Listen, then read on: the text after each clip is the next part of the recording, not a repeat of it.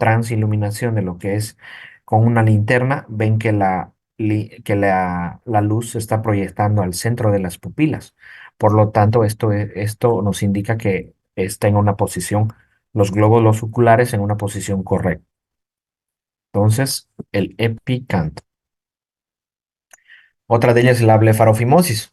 En este caso hay una disminución de la hendidura palpebral que normalmente oscila entre los 28 milímetros de ancho y los 9 milímetros de alto. Son las dimensiones normales. Cuando son menores de ese tamaño, entonces ya hablamos de una blefarofimosis. Generalmente es bilateral porque esta patología es de nacimiento. Y en este caso no queda más opción como tratamiento que la corrección quirúrgica. Esto consiste básicamente en hacer unos cortes laterales y ampliar el tamaño de la hendidura palpebral. El coloboma. Cuando hablamos de coloboma, estamos hablando de un defecto en la formación o la falta de una parte del tejido. Puede haber coloboma de iris, puede haber coloboma de nervio óptico. En este caso, estamos viendo un coloboma de párpado. Vean ustedes acá que hay una falta de desarrollo de una porción de lo que es el párpado superior, ¿no? Con el riesgo que implica esto. Evidentemente, si les digo que una de las funciones es cubrir el globo ocular, proteger y lubricar, esta parte que está descubierta obviamente no va a recibir esa protección, ¿no? Y por lo tanto van a ser propensas a una lesión corneal, una erosión, y eso puede llegar a una ulceración que puede complicarse e incluso poder llegar a perder el ojo, ¿no? Entonces, la película lagrimal es fundamental para la subsistencia del tejido ocular y eso se encarga de ser difuminado a través del párpado. ¿Ya ve? Hay situaciones en las que se puede llegar a suturar inclusive esto por el riesgo que produce mantener el ojo expuesto al aire libre, ¿no? Dentro de las menos frecuentes, en este caso vamos a ver un ectropion congénito. Ya en este caso es una eversión de lo que son los párpados, en donde la conjuntiva la logramos exteriorizar. Este caso, por ejemplo, ya es un caso muy evidente, ¿no? Pero es cuando normalmente es como que los párpados se vuelcan y el tejido conjuntivo es el que se va mostrando hacia el exterior, ¿no? Entonces, ectropion de tipo congénito. Lo contrario sería un entropion de tipo congénito o un epibléfano. En el caso del epibléfano hablamos de un repliegue excedente, que este repliegue va a lograr empujar lo que es ese párpado y va a direccionar ese párpado hacia el globo ocular. En el caso del entropion congénito solamente, vamos a ver que esa inversión va a ser un cambio de dirección de lo que es el párpado hacia adentro. Entonces es como si se estuviera arrugando el tejido de acá y en vez de formarse como acá, todo bien hacia afuera con las pestañas, en este caso se está enrollando y lógicamente las pestañas van a ir dirigiéndose hacia adelante, hacia adentro, perdón, con las consecuencias que tiene el roce de la córnea con las pestañas, ¿no?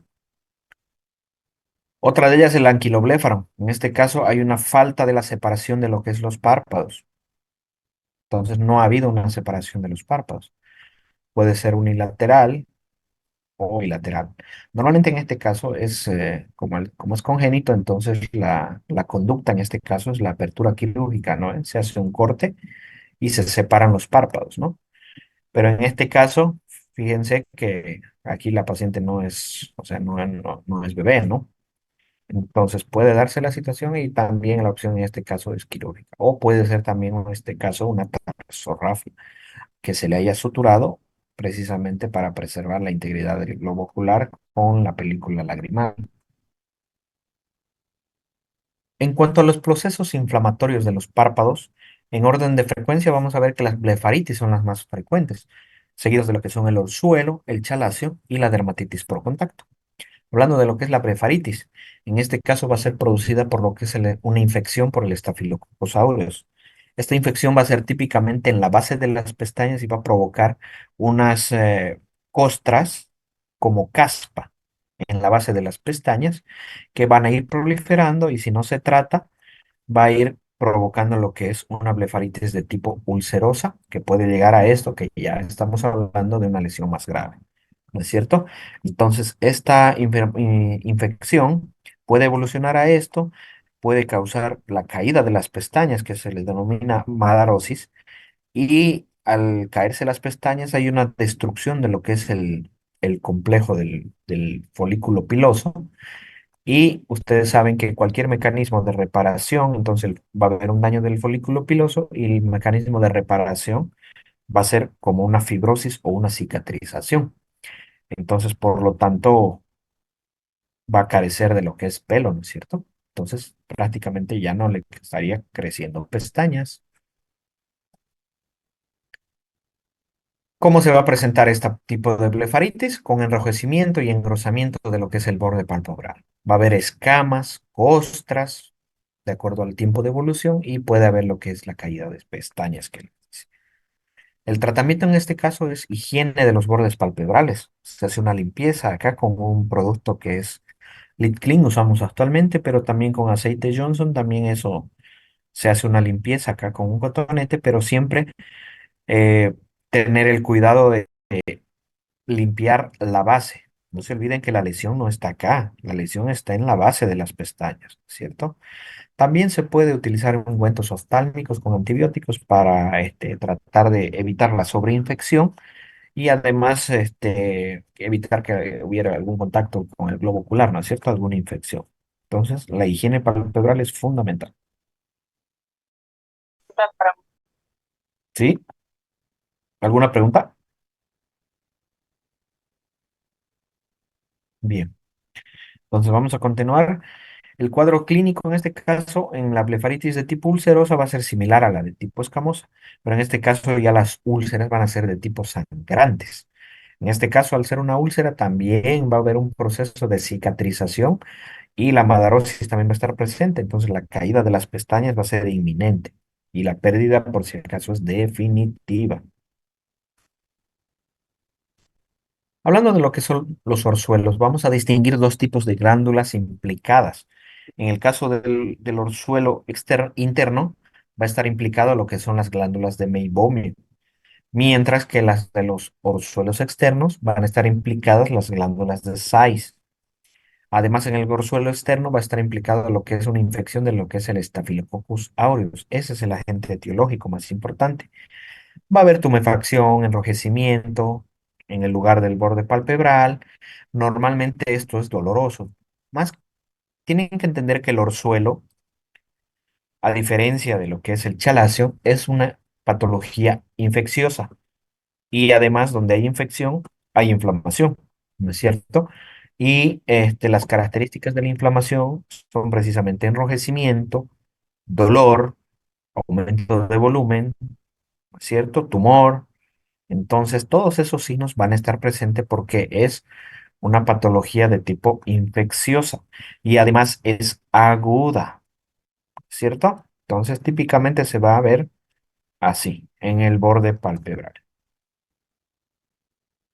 Normalmente esto evoluciona y esto se drena espontáneamente después de 2 a 3 días. Se puede utilizar fomentos calientes para ayudar a esa inflamación y que drene lo más rápido posible, pero hay un pequeño porcentaje que cuando no drena y todo eso, utilizamos lo que es la decisión quirúrgica, ¿no? El drenaje quirúrgico. Ahora el chalacio. En este caso ya no es una infección aguda. En este caso es de tipo inflamatoria solamente, pero es de tipo crónica. En este caso van a estar implicadas las glándulas de Meibomian. Esto es debido a una obstrucción del conducto de drenaje. No hay una infección. Entonces, la glándula de Meibomian, que normalmente debe drenar su contenido para mantener la secreción sebácea y dar consistencia a lo que es la película lagrimal, se tapan los conductos. Y al haber un taponamiento de ese conducto, pues ese sebo se va acumulando y va provocando esta imagen nodular, una lesión nodular que no es dolorosa. A diferencia de la anterior, no es dolorosa. Sí es incómoda, pero no es dolorosa. Puede haber signos de inflamación, pero son menos evidentes que la anterior. Y fíjense que la lesión no está en el borde palpebral, sino que está en el párpado mismo. ¿No es cierto? Es de crecimiento lento, por lo que es una inflamación crónica.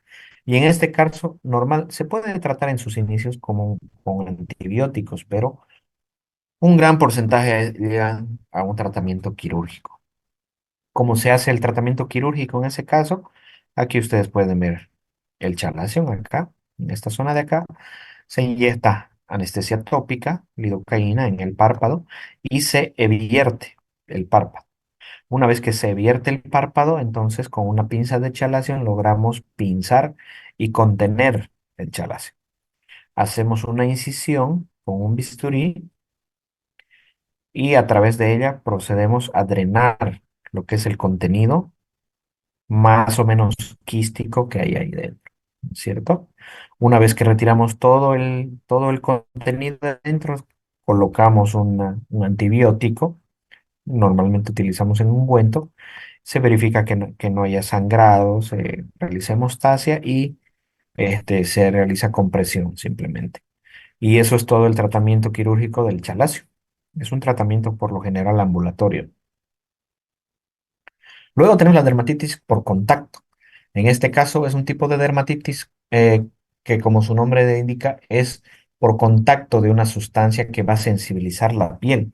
Normalmente esto se ve más en pacientes femeninas que utilizan los cosméticos, personas que se pintan los ojos, ¿no? Con algún tipo de maquillaje, qué sé yo. Entonces, normalmente cuando cae una alteración de sensibilidad a nivel periocular y palpebral, por lo tanto hay una reacción de tipo alérgica, ¿no es cierto? La dermatitis es de tipo eritematoedematosa, típica, enrojecida, y el tratamiento básicamente más allá de los antialérgicos consiste en identificar la causa y evitar exponer el tejido a esa causa, ¿no? Solo así se va a curar esto, ¿no? Luego tenemos el herpes zóster. El herpes zóster normalmente está localizado en el trayecto de lo que son las ramas del trigémino, ¿no es cierto? Normalmente son unilaterales, puede aparecer unilaterales, pero son muy raros. El dolor de tipo neurálgico es muy intenso y típicamente la erupción de las vesículas herpéticas aglomeradas. ¿Cuál es el problema de esto? Es la cercanía con la córnea. En este caso, la afectación corneal va a indicar la severidad de la enfermedad. En este caso hay que atacar ya con antivirales de tipo local y además vía oral, ¿no? Entonces recuerden que además les dije que el riesgo de que haya una lesión de tipo viral herpética en la córnea, siempre está el riesgo por continuidad de lo que son los nervios nasociliares, los nervios ciliares. ¿Por qué? Porque tienen comunicación con lo que es el cerebro. Entonces una infección de ahí fácilmente pasa al cerebro. Fíjense esas imágenes. Unas imágenes de un herpes zóster ya en su etapa final, costrosa. Fijen la cantidad de costras en la región frontal, rama del trigémino, y obviamente agarra también lo que es el párpado, ¿no es cierto? Esta es una infección más extensa, ¿no? Ahora hablamos de lo que son las anomalías de la posición. La primera de ellas, la triquiasis. En este caso, la orientación de las pestañas están hacia adentro. Son las pestañas las que en vez de dirigirse hacia afuera, están volcadas hacia adentro.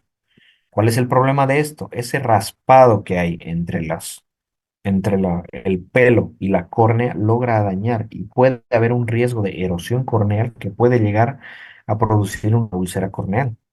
Pero algo muy importante, en este caso el párpado está en posición normal. La distiquiasis, en este caso hay más de una hilera de pestañas. Normalmente tenemos una sola hilera, pero en este caso hay múltiples hileras que nacen de los orificios de las glándulas de meibomio. En este caso, normalmente no llegan cuando no rozan el globo ocular y cuando están orientadas de manera que no influyen, entonces solamente hay que ir controlándolas y eventualmente son molestas para el paciente, ¿no? pero el peligro está de que éstas se vayan a direccionar hacia adentro, ¿no? Al haber una mayor cantidad de hileras de pestañas, entonces el riesgo aumenta, ¿no? En el caso del entropio, pero este ya no es congénito, hay una inversión de lo que es el borde palpebral. Es como si se estuviera ocultando, enrollando hacia adentro. Entonces va a causar síntomas de irritación, lagrimeo, úlceras corneales y leucomas. ¿Por qué las úlceras corneales? Porque al haber una inversión de lo que es el párpado, la dirección de las pestañas, por más que estén orientadas bien, al volcarse esto, va a haber contacto con la córnea y entonces eso va a provocar una erosión que puede llegar hasta una úlcera corneal. Las causas pueden ser varias, pueden ser desde las tipos cicatrizales hasta las de tipo espasmódico que se ven principalmente en pacientes seniles o mayores, ¿cierto? La de tipo cicatrizal, cualquier corte que hagas o cualquier alteración de la continuidad de este tejido va a provocar que se retraiga y producir fibrosis y esta fibrosis puede llegar a producir lo que es el entropio por traumatismos, por quemaduras o inclusive por infecciones, ¿no es cierto? Y el tratamiento siempre va a ser quirúrgico tratando de reconstruir la posición normal a los párpados. El de tipo espasmódico normalmente ya es de tipo senil. Eso se debe generalmente a una disfunción del músculo orbicular, en donde vamos a ver una porción del párpado que va a estar hipertrofiada y una porción orbitaria que va a estar relajada. Normalmente afecta al párpado inferior y el tratamiento en este caso también siempre es quirúrgico, ¿no es cierto? El tratamiento quirúrgico consiste en reposicionar al párpado a su lugar anatómico normal. Lo contrario a eso, el ectropio. En este caso ya no es una inversión, es una eversión del borde palpebral. Fíjense que hay una separación, es como si se estuviera volcando hacia afuera, ¿no es cierto? Incluso logra formar un espacio entre la conjuntiva y el globo ocular, ¿no? Va a haber una exposición de lo que es la conjuntiva tarsal. La clasificación puede ser de tipo cicatrizal, senil o, más frecuente también, el paralítico. El de tipo cicatrizal, entonces va a haber una cicatriz que va a traccionar esto y va a producir que el párpado se evierta hacia afuera, ¿no? Entonces puede ser que una quemadura haya provocado esto, un traumatismo, una sutura, por ejemplo, que hayan hecho una mala sutura. La conjuntiva va a estar expuesta, evidentemente, irritada, hipertrófica, porque también necesita de que el párpado cubra la conjuntiva, ¿no es cierto? En este caso, el paciente se va a quejar de lagrimeo de tipo activo y pasivo. El tratamiento siempre es quirúrgico. Esto del lagrimeo, ¿a qué se debe? Ustedes anatómicamente saben que la vía lagrimal tiene una porción secretora que segrega y una porción excretora que retira las lágrimas, ¿no? Pero esta porción comienza en el punto lagrimal y este punto en una persona normal debería estar en esta posición, ¿no es cierto? Solo ahí recogería las lágrimas. Pero si hay un ectropio en donde el punto lagrimal está acá, entonces todas las lágrimas que se acumulan acá no van a poder drenarse por acá. Por lo tanto, se acumulan y se va cayendo. Por lo tanto, es un lagrimeo de tipo pasivo. El ectropio de tipo senil, entonces, también afecta generalmente al párpado inferior y normalmente es por una relajación de lo que son el músculo orbicular. Y además ayudan estas bolsas de colgajo, ¿no? Que a veces las personas mayores tienen. Es un exceso de piel redundante y grasa que por el peso y la gravedad logran volcar esos párpados y logran evertir esos párpados en ambos ojos, ¿no? Ahí también pueden ver la hiperlaxitud que hay.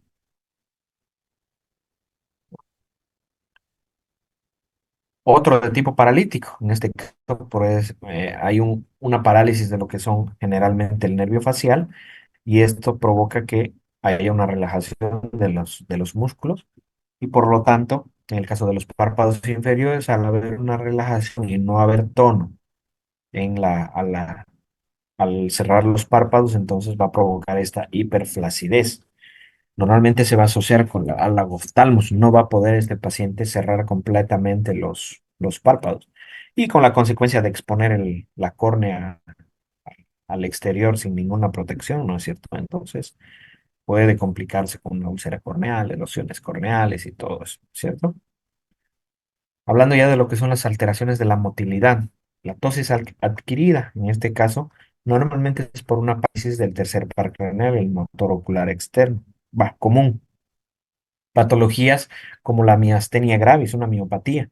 Además, parálisis del simpático, el síndrome de Claude-Bernard-Horner también está como una causa de tosis de tipo adquirida. El tratamiento en este caso siempre es quirúrgico, ¿no? Pero puede haber una tosis mecánica. Ustedes pueden evaluar a este paciente si les llega y ustedes dicen, caramba, mira, aquí hay una tosis de este paciente, como que se está bajando su párpado. Pero la realidad es que en este caso la tosis mecánica se debe a una masa que está acá, ¿no es cierto? Esta masa está provocando un desplazamiento de la piel, incluso del globo ocular, ¿no es cierto? Si ustedes se fijan, la posición del globo ocular incluso está alterada.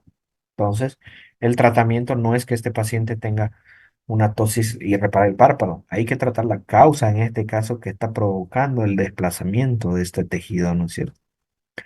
O puede ser de tipo aponeurótica, una flacidez de lo que es el músculo, que ya en personas seniles pues hay una relajación mucho más importante, por lo tanto, esa aponeurosis del músculo elevador del párpado está elevada, entonces va a causar que haya una disminución de lo que es ese tono de lo que es el músculo, ¿no?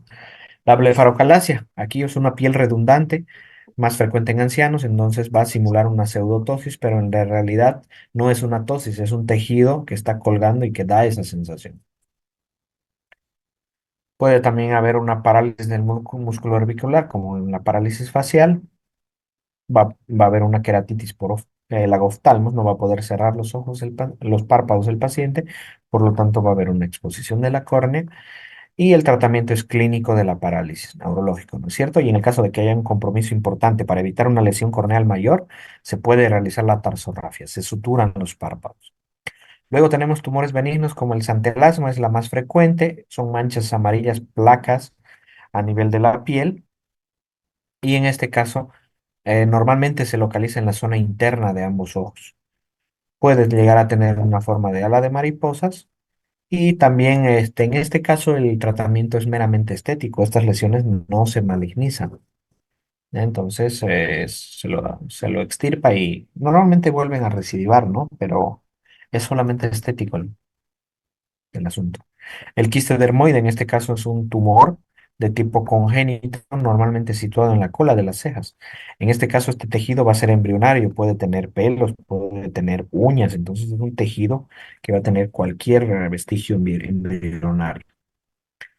El molusco contagioso es una enfermedad viral, donde vamos a ver uno o varios nódulos perlados de tipo moluscoide, y en este caso puede ser múltiple y es bastante contagioso, es muy contagioso. El tratamiento consiste en la extirpación o con bisturí o la criocauterización.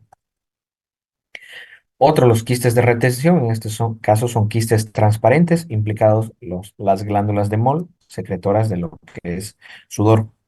Es un contenido transparente por el tipo de líquido que segregan estas glándulas y el tratamiento es quirúrgico. Se hace una pinchada y se drena ese. Los nevos, los lunares típicos, hay que tratar de monitorizarlos, ¿no? Porque cualquier tipo de nevo puede llegar a malignizarse dependiendo de las características de cualquier nevo, ¿no? En este caso, un nevo del borde palpebral. Los tumores malignos normalmente se inician en el borde palpebral, generalmente en la zona de transición entre la conjuntiva y la piel. Son de crecimiento lento y tienden a ulcerarse. En este caso, el tratamiento es quirúrgico y radioterapia, siempre aumentando los márgenes de tejido para ver que el tejido sea viable, ¿no? Entonces se hace una biopsia y ahí ya se le pone como carcinoma de células escamosas o dependiendo de qué sea. Vamos a distinguir dos tipos, el vasocelular y espinocelular. El vasocelular es mucho más frecuente, pero el espinocelular es mucho más agresivo y más maligno. Y el signo de Romaña, que en este caso está asociado a la enfermedad de Chagas, que es el conocido como el chagoma. Es frecuentemente por el ingreso en la conjuntiva y de la piel palpebral y vamos a ver un edema del párpado y un ganglio preauricular asociado, ¿no? En ese caso, signo de Romaña, enfermedad de Chagas. Y eso es todo, jóvenes. ¿Alguna duda? Los escucho. Todo claro, doctor. ¿No hay ninguna duda, chicos? Ok, entonces la siguiente semana ya imagino que vuelven las clases presenciales. Entonces se les va a informar la fecha y los temas que van a ingresar al examen. Entonces estén atentos en los grupos, chicos. ¿Ya? Los estudiantes que pasen la siguiente semana del día miércoles pueden venir a reemplazar la clase entre semana. ¿Ya? De todas maneras lo voy a publicar también en el grupo. ¿Ya? El miércoles es feriado por si acaso, ¿no? Eso. Listo, chicos, eso es todo por la clase de hoy entonces. Que tengan buenas noches.